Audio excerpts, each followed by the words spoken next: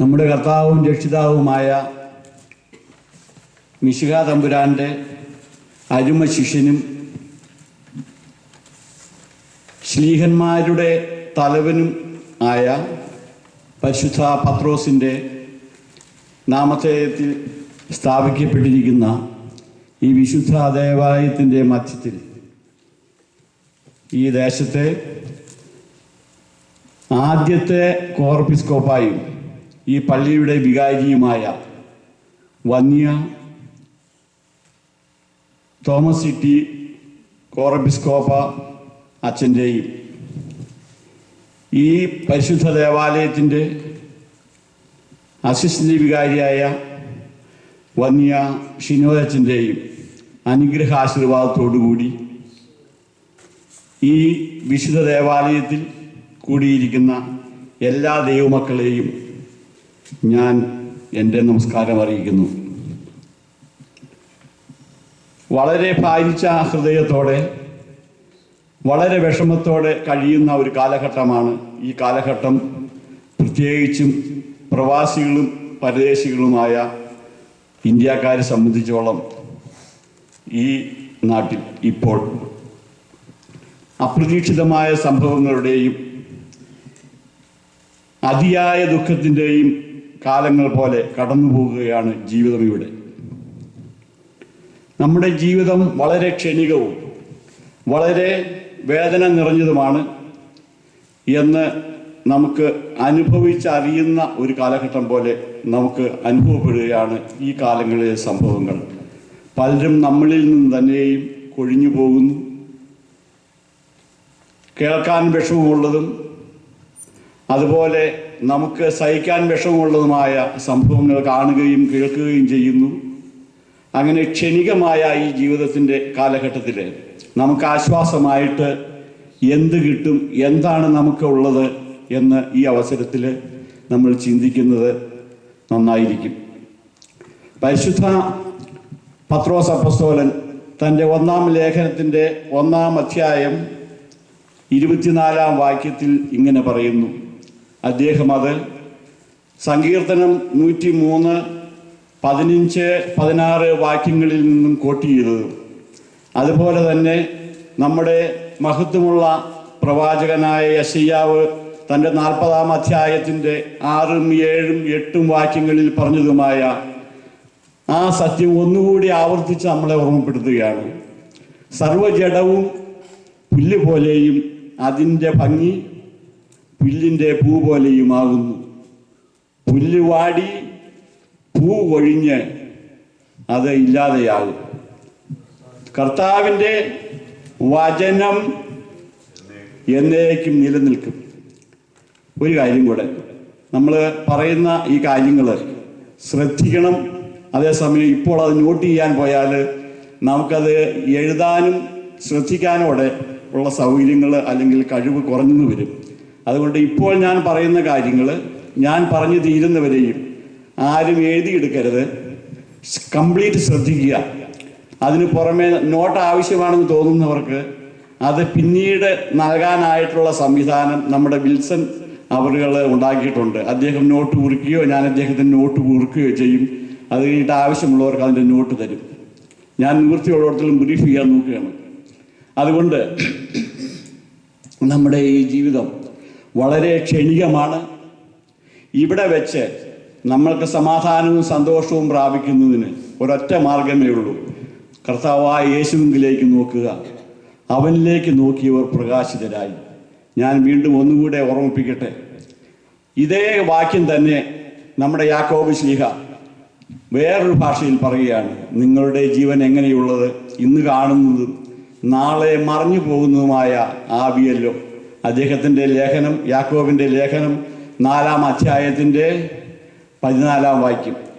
ഞാനിത് പറയാൻ കാരണം, നമ്മൾ ഈ ലോകത്തിൻ്റെ കെട്ടുപാടുകളിൽ നിന്ന്, ഈ ലോകത്തിൻ്റെ ചിന്തകളിൽ നിന്ന്, നമ്മുടെ ഭാരങ്ങളിൽ നിന്ന്, പ്രയാസങ്ങളിൽ നിന്നൊക്കെയും ഈ സമയത്തേക്ക് നമ്മൾ അതെല്ലാം മാറ്റിവെച്ചിട്ട് ദൈവവചനത്തിൽ മാത്രം ശ്രദ്ധിക്കാനും കേന്ദ്രീകരിക്കുവാനും നിങ്ങളുടെ മനസ്സും ശരീരവും നിങ്ങളുടെ ആത്മാവും ഈ വചനത്തിൽ തന്നെ ബന്ധിക്കണമെന്ന് ഞാൻ നിങ്ങളോട് അപേക്ഷിക്കുകയാണ്. വീണ്ടും കർത്താവ് പറയുകയാണ്, മത്തായിയുടെ സുവിശേഷം 16-ാം അധ്യായത്തിൻ്റെ 26-ാം വാക്യത്തിൽ ഒരു മനുഷ്യൻ സർവ്വലോകവും നേടിയാലും നിന്റെ ജീവനെ നഷ്ടമാക്കിയാൽ അവന് എന്ത് പ്രയോജനം? കർത്താവ് അതിനു മുമ്പ് ഒരു കഥ പറഞ്ഞു, ഒരു സംഭവം പറഞ്ഞു. ഒരു മനുഷ്യൻ്റെ വയൽ നന്നായി വിളഞ്ഞു, ധാരാളം വെള്ളമുണ്ടായി. അദ്ദേഹത്തിന് തോന്നി ഇത് ശേഖരിക്കാൻ ഇടം പോരാ, അതുകൊണ്ട് പണ്ടകശാലകൾ അല്ലെങ്കിൽ ഗോഡൗൺസ് മാറ്റി പൊളിച്ച് പണിതു. അത് കഴിഞ്ഞിട്ട് പറഞ്ഞു, ധാരാളം കാലത്തേക്ക്, വരുന്ന കൊല്ലങ്ങളിലേക്കൊക്കെ നിനക്കുള്ള സകല സാമഗ്രികളും ഇവിടെ ആയി കഴിഞ്ഞു. ഇനി നീ ആനന്ദിക്കുക, സന്തോഷിക്കുക, തിന്നുക, കുടിക്കുക, ആനന്ദിക്കുക എന്നവൻ പറയുക. കർത്താവ് എന്നെ മൂഢൻ എന്ന് പറഞ്ഞിട്ട് പറയുക, മൂഢ, ഇന്ന് ഞാൻ നിന്റെ ആത്മാവിന് വിളിച്ചാൽ നീ നേടിയത് ആർക്കാകും? നമ്മൾ ഈ ലോകത്ത് ജീവിക്കുമ്പോൾ ചിന്തിക്കേണ്ട ഒരു വിഷയമാണ്.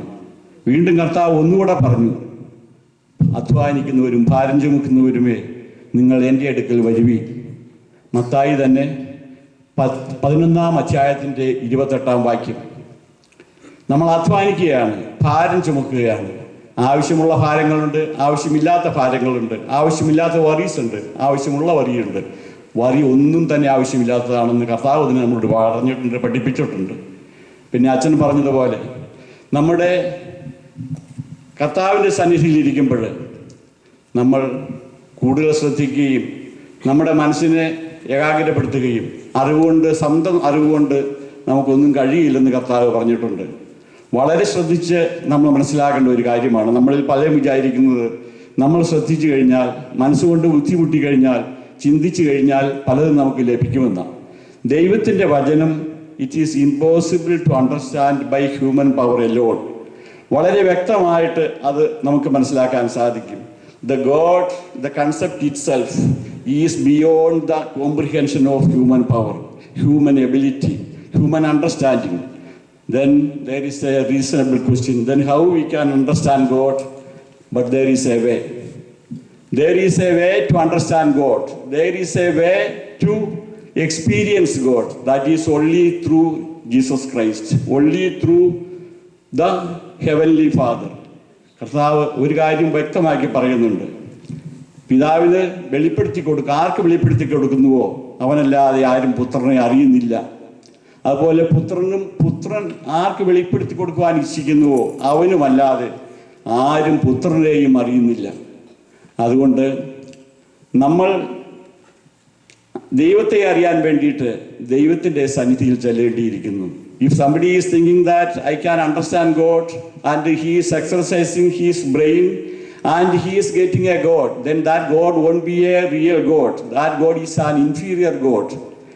He cannot comprehend everything. So if the person wants to know the God, the real God, the God himself has to reveal him. Otherwise he cannot get it.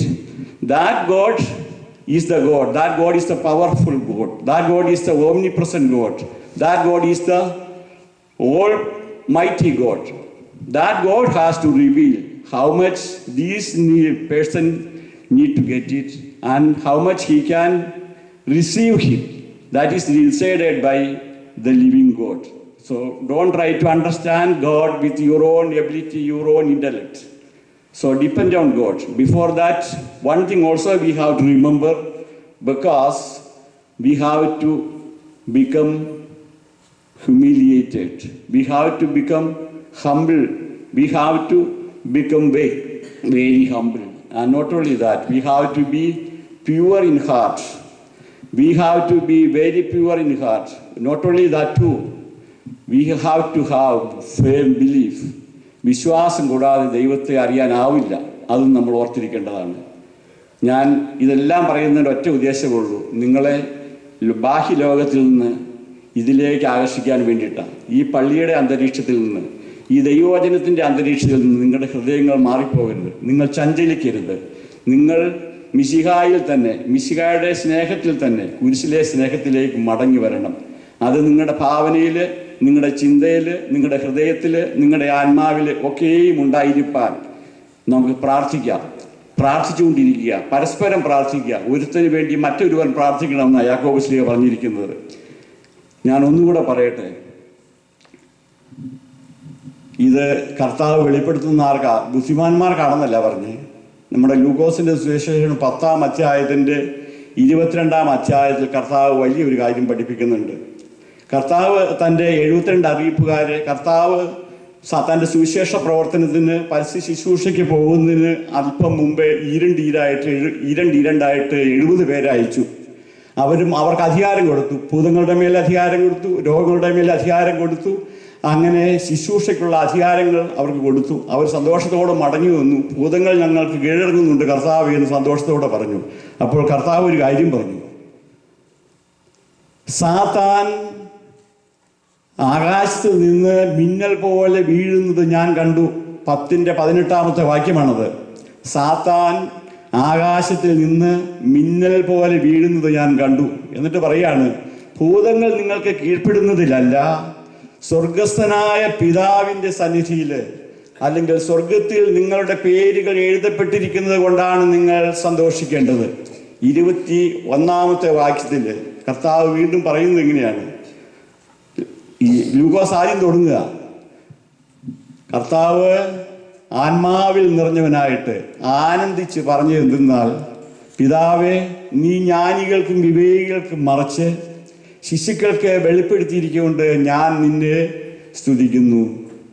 കർത്താവേ, പിതാവേ, അങ്ങനെയല്ലോ നിനക്ക് തിരുവുള്ളമായത്.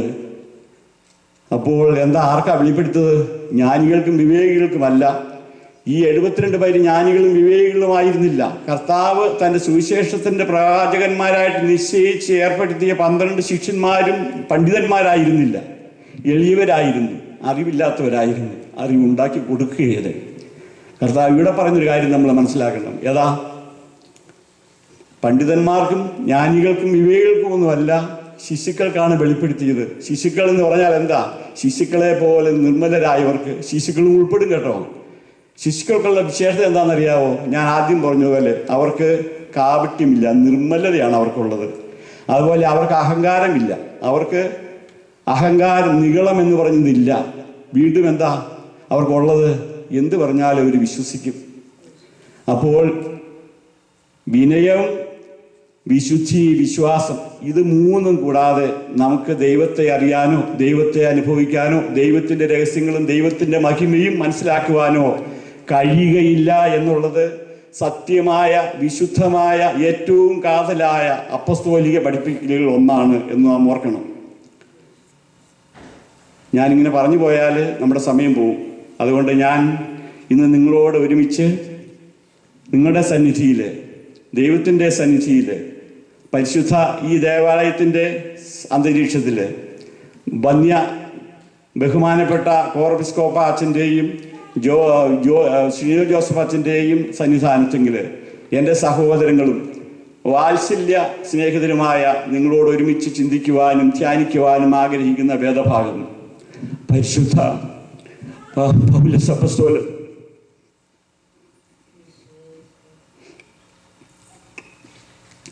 എബ്രായക്കാർക്ക് എഴുതിയ ലേഖനം 2-ാം അധ്യായത്തിൻ്റെ 4-ാം വാക്യമാണ്. ഇംഗ്ലീഷിലാണെങ്കിൽ അത് 3-ാം വാക്യമായിട്ട് വരും. വളരെ ചെറിയൊരു വാക്യം. ആ വാക്യം നിങ്ങൾക്ക് ഓർമ്മയുണ്ടാകുമെന്ന് ഞാൻ വിചാരിക്കുന്നു. ഇത്ര വലിയ രക്ഷ നിങ്ങൾ അല്ല, നാം അഗണ്യമാക്കിയാൽ എന്നല്ല, നാം ഗണ്യമാക്കാതിരുന്നാൽ എങ്ങനെ തെറ്റിയൊഴിയും. ഒന്നുകൂടെ, ഇത്ര വലിയ രക്ഷ നാം ഗണ്യമാക്കാതെ പോയാൽ എങ്ങനെ തെറ്റിയൊഴിയും. ഇവിടെ അപ്പോസ്തലൻ 2 പ്രധാന കാര്യങ്ങൾ പറയുന്നുണ്ട്. 3-ാമതൊരു കാര്യം അതിൽ തന്നെ ഉണ്ടുതാനും. ഒന്ന്, വളരെ വലിയ ഒരു രക്ഷയെപ്പറ്റി. ഇത്ര വലിയ രക്ഷ എന്ന് പറയുമ്പോൾ വളരെ വലിയ ഒരു രക്ഷയെപ്പറ്റിയാണ് പറയുന്നത്. അനദർ തിങ്, നിങ്ങൾ അത് വേണ്ടവണ്ണം ശ്രദ്ധിക്കാതെ പോകരുതെന്നാണ് പറഞ്ഞത്. നിങ്ങൾ ഗണ്യമാക്കാതെ പോകരുതെന്നാണ് പറഞ്ഞത്, അഗണ്യമാക്കരുതെന്നാണ് പറഞ്ഞത്. കാര്യമായി അതിനെ ശ്രദ്ധിക്കണം, വളരെ സീരിയസ് ആയിട്ട് അത് എടുക്കണമെന്ന് പറഞ്ഞു. അല്ലെങ്കിലോ 3-ാമത്, നിങ്ങൾക്ക് തെറ്റി ഒഴിഞ്ഞാൽ എന്ത് സംഭവിക്കുക? ഇംപ്ലൈഡ് ആണ് അതിൻ്റെ അർത്ഥം. അത് നിങ്ങൾ തെറ്റി ഒഴിഞ്ഞാൽ എന്ത് സംഭവിക്കും? നിങ്ങൾക്ക് തെറ്റി ഒഴിയാൻ പാടില്ലാത്ത വിധത്തിൽ ഒന്നാണത്. ഇത്ര വലിയ രക്ഷ ഗണ്യമാക്കാതെ പോയാൽ നിങ്ങൾ ശിക്ഷ എങ്ങനെ തെറ്റിയൊഴിയും? ശിക്ഷ അവിടെ പറഞ്ഞിട്ടില്ല എങ്കിലും ദാറ്റ് ഈസ് അണ്ടർസ്റ്റുഡ്. അത് ഇംഗ്ലീഷിൽ ഇങ്ങനെയാണെന്ന് എൻ്റെ ഒരു ഓർമ്മ. ഞാൻ ഇംഗ്ലീഷ് അധികം വായിക്കാറില്ല കേട്ടോ, ഈ കൂട്ടത്തിൽ എന്ന് പറഞ്ഞു. ഞാൻ ട്രാൻസ്ലേറ്റ് ചെയ്യാൻ നോക്കുക. നിങ്ങൾ ആരും കണ്ടുപിടിച്ചോ അതിൻ്റെ ഇംഗ്ലീഷ്? ഒന്ന് വായിക്കാമോ അത്? ഞാൻ ട്രാൻസ്ലേറ്റ് ചെയ്യുകയാണ് വായിച്ച പറഞ്ഞത്. ഹീബ്രു 2-ാം അധ്യായത്തിൻ്റെ 3-ാം വാക്യം. How shall we escape if we neglect so great salvation. നമ്മൾ ഇത്ര വലിയ ഒരു രക്ഷ അഗണ്യമാക്കിയാൽ അല്ലെങ്കിൽ ഗണ്യമാക്കാതെ പോയാൽ എങ്ങനെ നമ്മൾ ശിക്ഷ തെറ്റി ഒഴിയും?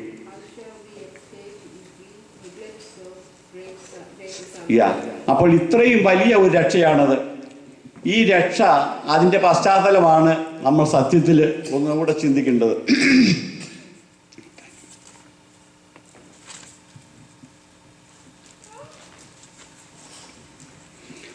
ഈ രക്ഷ എന്ന് പറയുമ്പോൾ സാധാരണഗതിക്ക് നമ്മൾ വിചാരിക്കും ഒരു പനി വന്നാൽ അതിൽ നിന്ന് രക്ഷപ്പെട്ടെന്ന് പറയില്ല. അതേസമയം ഒരു ക്യാൻസറിൽ നിന്ന് രക്ഷപ്പെട്ടാലോ അല്ലെങ്കിൽ മാറിയാലോ നമ്മൾ പറയും രക്ഷപ്പെട്ടു എന്ന്.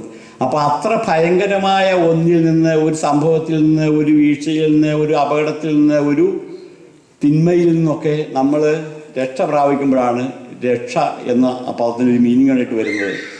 അപ്പോൾ ഇത് എവിടെ നിന്നാണ് ഈ രക്ഷ നമ്മൾ ഉണ്ടായത്, അല്ലെങ്കിൽ ഈ രക്ഷ നമുക്ക് ദൈവം തന്നത് എവിടെ നിന്നാണെന്ന് ആർക്കെങ്കിലും ഒരു മനസ്സിൽ ഒരു ഐഡിയ വന്നിട്ടുണ്ടോ?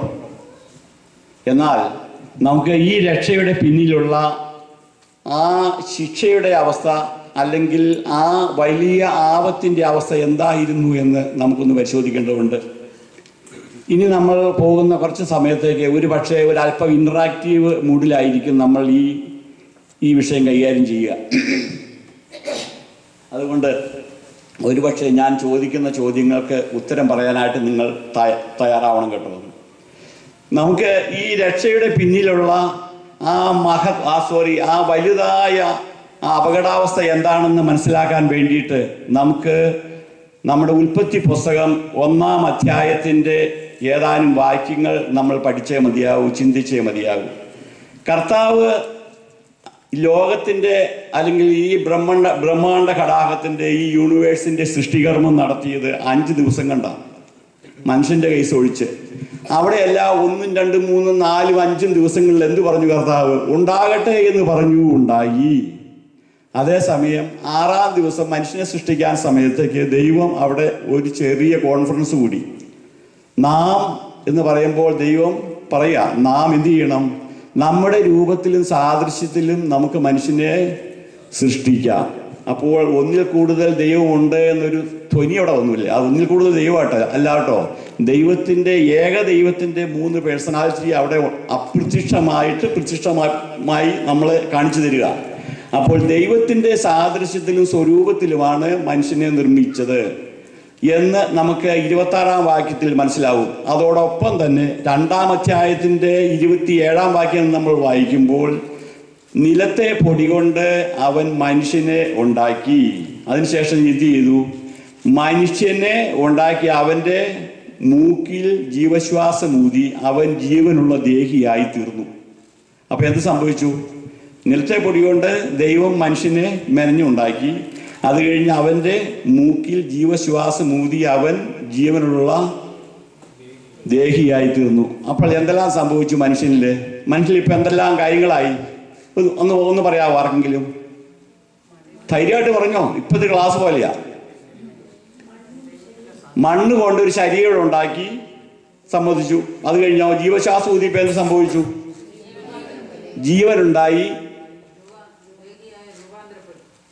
ദേഹിയായിട്ട് രൂപാന്തരപ്പെട്ടില്ല, രൂപാന്തരം പ്രാപിക്കുകയല്ല. ജീവനുള്ള ദൈവം മൂക്കിൽ ജീവശ്വാസം ഊതിയപ്പോൾ ഒരു കാര്യം ഉണ്ടായി. ഏതാ?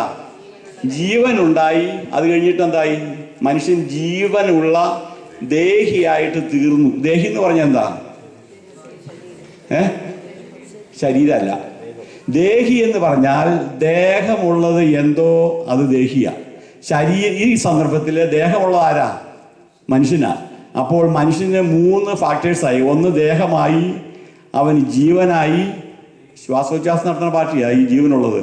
അത് കഴിഞ്ഞോ ആത്മാവുമായി. ഈ ആത്മാവിൻ്റെ അവസ്ഥ മനുഷ്യന് മാത്രമേ ഉള്ളൂ. ബാക്കി ജീവികൾക്കൊക്കെയും ഈ ശരീരവും ജീവനും മാത്രമേ ഉള്ളൂ. അത് ഊതി ഉണ്ടാക്കിയൊന്നുമല്ല, ദൈവം പറഞ്ഞു തന്നെ സൃഷ്ടിച്ചതാണ്. പക്ഷെ ഈ മനുഷ്യൻ്റെ സൃഷ്ടിക്ക് ദൈവം give so much care. That is why he was just breathing the life in to him. അപ്പോൾ അതൊരു പ്രത്യേകതയാണ് നമുക്ക്. അതുകൊണ്ട് ഈ ജീവൻ ഉണ്ടാക്കാൻ വേണ്ടിയിട്ട് വെറുതെ പറഞ്ഞാൽ മതിയായിരുന്നു. പക്ഷെ സ്വന്തം പേഴ്സണൽ കെയറിൽ, പേഴ്സണലായിട്ടുള്ള അറ്റൻഷനോട് കൂടി ഉണ്ടാക്കിയതാണ് മനുഷ്യൻ്റെ ആത്മാവ്. അത് ദൈവത്തിൻ്റെ ദാനമാണ്. മനുഷ്യൻ്റെ ആത്മാവ് ജീവനും ദാനമാണ്, ശരീരവും ദാനമാണ് വേറൊരു സെൻസിൽ. ഇനിയാണ് നമുക്ക് ഈ അപകടത്തിൻ്റെ മേഖല മനസ്സിലാക്കേണ്ടത്. അതേ അധ്യായം തന്നെ 2-ാം അധ്യായത്തിൻ്റെ 17-ാം വാക്യത്തിൽ കർത്താവ് എന്ത് പറഞ്ഞു? ഈ തോട്ടത്തിൻ്റെ നടുക്കുള്ള നമ്മൾ ഈ ഉണ്ടാക്കിയ മനുഷ്യൻ്റെ പേരെന്താ? ആദാം. അവനിൽ നിന്ന് നമ്മൾ ഹവ്വായെ വേർതിരിച്ചു. നമ്മളല്ലാട്ടോ, ദൈവം വേർതിരിച്ചു. അപ്പോൾ ആദാമും ഹവ്വായി അവർക്ക് ഒരു ജോലി കൊടുത്തു. നിങ്ങൾ തോട്ടം നനയ്ക്കണം. അത് കഴിഞ്ഞിട്ട് കാര്യം ഇവിടെയെല്ലാം ഒത്തിരി സകല സാമഗ്രികളും തോട്ടത്തിൽ ഉണ്ടാക്കിയതല്ലേ. അത് കഴിഞ്ഞിട്ട് 17-ാം വാക്യത്തിൽ പറയുന്നത് എന്താണെന്ന് ഓർമ്മയുണ്ടോ ആർക്കെങ്കിലും? തോട്ടത്തിലുള്ള എല്ലാ വൃക്ഷങ്ങളുടെയും ഫലം നിങ്ങൾക്ക് തിന്നാം, പക്ഷെ എന്ത് തിന്നാൻ പാടില്ല? തോട്ടത്തിൻ്റെ നടുക്ക് ഒരു മരമുണ്ട്, ഒരു വൃക്ഷമുണ്ട്, നന്മ തിന്മകളുടെ അറിവിനെ കുറിച്ചുള്ള മരം. ആ വൃക്ഷത്തിൻ്റെ ഫലം നിങ്ങൾ തിന്നരുത്, തിന്നുന്ന നാളിൽ നിങ്ങൾ മരിക്കും. അത് ഓർക്കണം, തിന്നുന്ന നാളിൽ നിങ്ങൾ മരിക്കും, അതുകൊണ്ട് നിങ്ങൾ തിന്നരുത്. എല്ലാവരും സമ്മതിച്ചോ? ഇത്ര സംഭവം തർക്കമൊന്നുമില്ലല്ലോ. അത് കഴിഞ്ഞ് 3-ാം അധ്യായത്തിൻ്റെ 4, 5, 6 വാക്യങ്ങളിലേക്ക് വരുമ്പോൾ അവിടെ നമുക്ക് വേറൊരു പുതിയ കക്ഷിയെ കാണാം, ഒരു പാമ്പിനെ കാണാം. ഈ പാമ്പ് എന്ന് പറഞ്ഞ് ഇതൊക്കെ സൺഡേ സ്കൂളിലുള്ള കാര്യങ്ങളാണ് പറഞ്ഞേട്ടോ. നിങ്ങൾക്ക് തോന്നുന്നു ഈ പഴയ കാര്യമൊക്കെ പറഞ്ഞ് ഈ മനുഷ്യൻ നമ്മളെ മെനക്കെടുത്തുവാണല്ലോ എന്ന്. അവിടെ നിന്നോട്ട് സാരമില്ല, അല്പം മെനക്കെട്ടാലും കുഴപ്പമില്ല. ഞാനൊരു കാര്യം പറയാം. പാമ്പ് എന്താ പറഞ്ഞെന്നറിയാമോ? സ്ത്രീയോട് ചെന്നു, അതായത് ഹബിയോട് പറഞ്ഞു, വാസ്തവമായും നിങ്ങൾക്ക് ഇതിലെ ഒരു പഴവും തിന്നാൻ പാടില്ല എന്ന് പറഞ്ഞിട്ടുണ്ട് മോളെന്ന് ചോദിച്ചു. അപ്പോൾ എന്ത് പറഞ്ഞു? ഞങ്ങൾക്ക് എല്ലാ പഴവും തിന്നാം, പക്ഷെ ഒരു മരത്തിൻ്റെ പഴം മാത്രം തിന്നാൻ പാടില്ല. ഈ നന്മതിന്മയുടെ അറിവിൻ്റെ വൃക്ഷത്തിൽ നിന്ന് മാത്രം തിന്നാൻ പാടില്ല. തിന്നുന്ന നാളിൽ ഞങ്ങൾ മരിക്കും, അതുകൊണ്ട് തൊടാൻ പോലും ഞങ്ങൾ പോവില്ല എന്ന് പറഞ്ഞു. അപ്പോൾ സാത്താൻ എന്ത് ചെയ്തു? അല്ലെങ്കിൽ പാമ്പ് എന്ത് പറഞ്ഞു? നിങ്ങൾ മരിക്കുകയില്ല നിശ്ചയം. വളരെ ശ്ലോകത്തിൽ കൂടിയിട്ടാണ് പറഞ്ഞത്. പിന്നെ എന്താ പറഞ്ഞു? നിങ്ങളുടെ കണ്ണ് തുറക്കും. പിന്നെ എന്താ പറഞ്ഞു? നിങ്ങൾ നന്മതിന്മകളെ പറ്റി അറിയുന്നവരാകും. അത് കഴിഞ്ഞിട്ടോ നിങ്ങൾ ദൈവത്തെ പോലെയാകും. അത് കഴിഞ്ഞിട്ടോ നിങ്ങൾ ദൈവത്തെ പോലെ ആകുമെന്ന് ദൈവത്തിനറിയാം. അതുകൊണ്ട് എന്ത് സംഭവിച്ചു?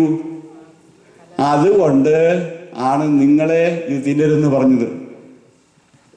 ഒരു കാര്യം ഓർക്കണം. അപ്പോൾ ഈ നിങ്ങൾക്ക് ഇപ്പം അല്ല, എനിക്ക് കഴിഞ്ഞ ഒരു കുറച്ച് ദിവസം മുമ്പ് വരെ ഈ ഹവ്വയോട് ഭയങ്കര ദേഷ്യമായിരുന്നു. ഈ മുത്തശ്ശിത്തള്ളയാണല്ലോ ഈ പ്രശ്നം എല്ലാം ഉണ്ടാക്കിയെന്ന്. പക്ഷേ നമ്മൾ അങ്ങനെ ചിന്തിക്കരുത് കേട്ടോ. എനിക്ക് പോപ്പ് ഷിനോഡായുടെ ഒരു ലേഖനം വായിക്കാനിടയായി. നമ്മൾ വെറും ഇന്നസെൻ്റായ ഒരു സ്ത്രീ ആയിരുന്നു ഈ ഹവ്വ അന്ന് വരെയും. കാരണം എന്താ? നന്മദിനങ്ങളെ പറ്റി അറിഞ്ഞിട്ടിരുന്നില്ല.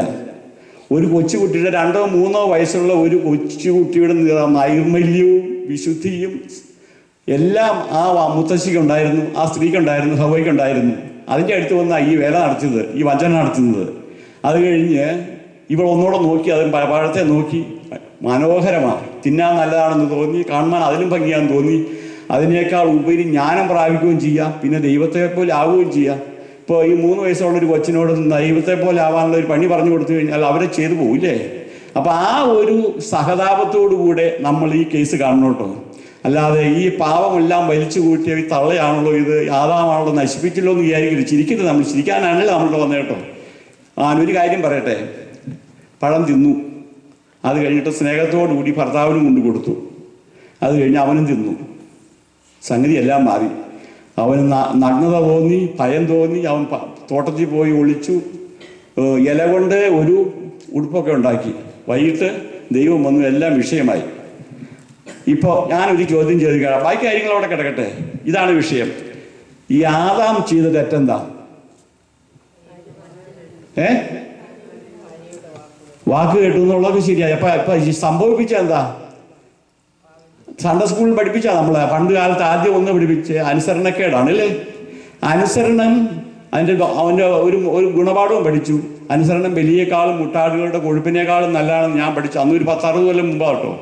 അത് പഠിച്ചപ്പോൾ ഇതും പഠിച്ചു. അന്ന് പഠിപ്പിച്ച് ഇത്രയും പഠിപ്പിച്ചോളൂ. ഏതാ? കൽപ്പന ലംഘിച്ചു, അനുസരണക്കേട് കാണിച്ചു, അതാണ് പാവം. അതല്ലാതെ ഏതെങ്കിലും പാവം ഉണ്ടോ എന്ന് ചോദിക്കാൻ ഞാൻ ഇത്രയും കാര്യങ്ങൾ പറഞ്ഞുകൊണ്ടോ. ഇതല്ലാതെ, ഈ കൽപ്പന ലംഘനമല്ലാതെ ആദാമിൻ്റെയോ ഹൗവായുടെയോ പുറത്ത് മറ്റേതെങ്കിലും കേസുണ്ടോ അല്ലെങ്കിൽ ചാർജ് ഉണ്ടോ? അച്ഛന്മാരും പറയരുത്, ജോസൊന്നും പറയരുത് കേട്ടോ. ഞാൻ ഇതിനു മുമ്പ് ആരോടൊക്കെ പറഞ്ഞ ജോസിനോടൊക്കെ അറിയാമെന്നാണ് തോന്നുന്നത്. ഈ ഒരു ചാർജ് അല്ലാതെ, ഈ അനുസരണക്കേടല്ലാതെ എന്തെങ്കിലും ചാർജ് നമുക്ക് ആദാമിൻ്റെയോ ഹൗവായുടെയോ പുറത്ത് ചാർജാനുണ്ടോ? പറയാൻ മാർഗങ്ങളുണ്ടെങ്കിൽ പറഞ്ഞ ധൈര്യമായിട്ട് പറയാം. വെറുതെ നമ്മൾ ഒരു വീട്ടിൽ ആൾക്കാരെ പോലെ ഇരിക്കുക, യാതൊരു വിധത്തിലും മടിക്കണ്ട, പറഞ്ഞോളൂ. ആർക്കെങ്കിലും പറയാം. എന്തെങ്കിലും ചാർജ് ഉണ്ടോ? അഹങ്കാരം ഉണ്ടായില്ല.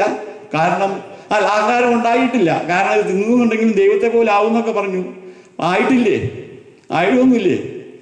അപ്പൊ അഹങ്കാരം ഉണ്ടായിരുന്നു എന്ന് ചോദിച്ചാൽ ദൈവത്തെ പോലെ ആവണമെന്ന് തോന്നിയെന്നേ ഉള്ളൂ. അഹങ്കാരത്തിന്റെ ആ സ്റ്റേജ് വരെ വന്നില്ല. അറിവില്ലായ്മ ആണെന്ന് പറയാൻ പറ്റും, അത് ശരിയാ. പക്ഷെ അതിനേക്കാളൊക്കെ സീരിയസ് ആയിട്ട് ഏറെ 2 കേസുണ്ട് പുള്ളിക്കാരൻ്റെ പുറത്ത്. ഞാനത് പെട്ടെന്ന് നിങ്ങളെ കൊണ്ട് തന്നെ പറയാം. കർത്താവ് ആദ്യം ഈ 2-ാം അധ്യായത്തിന്റെ 17-ാം വാക്യത്തിൽ എന്താ പറഞ്ഞു? തിന്നരുത് എന്ന് പറഞ്ഞു. അത് കഴിഞ്ഞിട്ട് ഇവരെന്ത് ചെയ്തു? തിന്നു. അപ്പൊ അനുസരണക്കേടുന്ന നമ്മൾ ചിന്തിക്കുന്നുള്ളൂ. അത് തിന്നുന്നതിന്റെ പിന്നിലുള്ള കാരണം എന്താ? വിശപ്പ്. അത് സംബന്ധിച്ചു. ഞാൻ മറിച്ചൊന്ന് ചോദിക്കാം. വിശപ്പ് കൊണ്ടൊന്നുമല്ല, വിശപ്പ് കൊണ്ടല്ല. വിശപ്പ് ഇഷ്ടം പോലെ പഴം വേറെ ഉണ്ടായിരുന്നല്ലോ, അതൊക്കെ തിന്നണ പാർട്ടിയാ. ഇന്ന് ഞാൻ ഇങ്ങനെ ഒന്ന് ചോദിക്കട്ടെ, ഇതില് ആര് പറഞ്ഞതാ വിശ്വസിച്ചത്? സാധാ പറഞ്ഞ് വിശ്വസിച്ചു. ഇപ്പൊ ഞാൻ പറഞ്ഞു പറയണ്ടോ, നമ്മുടെ ലോകത്തിന്റെ ബുദ്ധി കൊണ്ട് ഈ സംഗതി പിടികിട്ടുകയല്ല കേട്ടോ.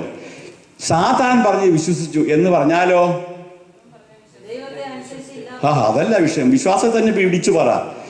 ദൈവത്തെ വിശ്വസിച്ചില്ല. അപ്പൊ ദൈവത്തെ വിശ്വസിച്ചില്ല, സാത്താനെ വിശ്വസിച്ചു.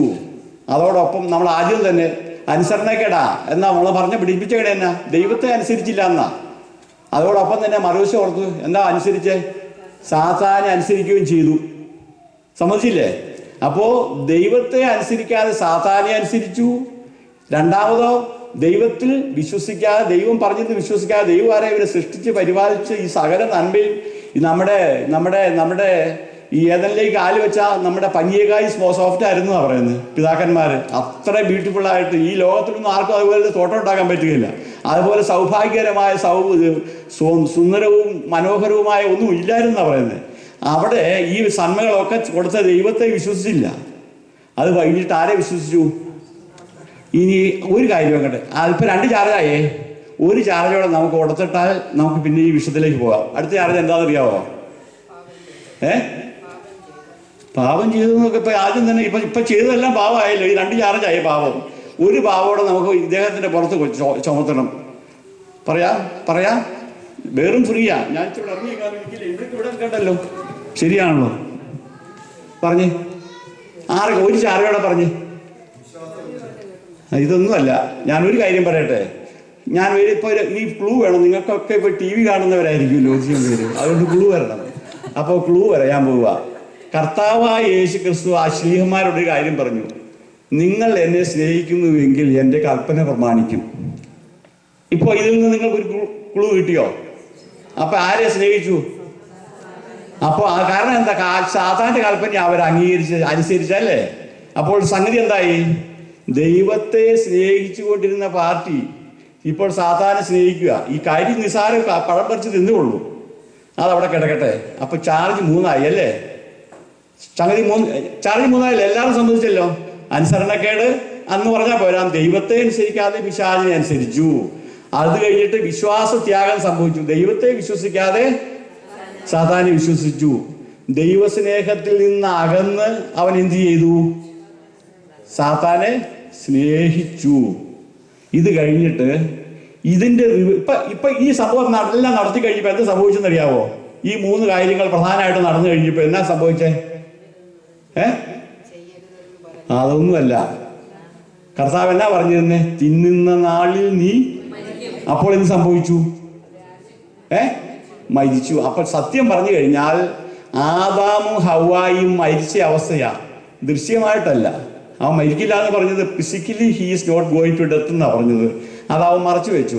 നീ ആധ്യാത്മികമായിട്ട് എന്നേക്കുമായിട്ട് നിത്യമായിട്ട് മരിക്കും എന്നുള്ളതായിരുന്നു വലിയ സത്യം. അതവൻ മറച്ചു. അതാണ് സാത്താനുള്ള ഏറ്റവും വലിയ സവിശേഷത.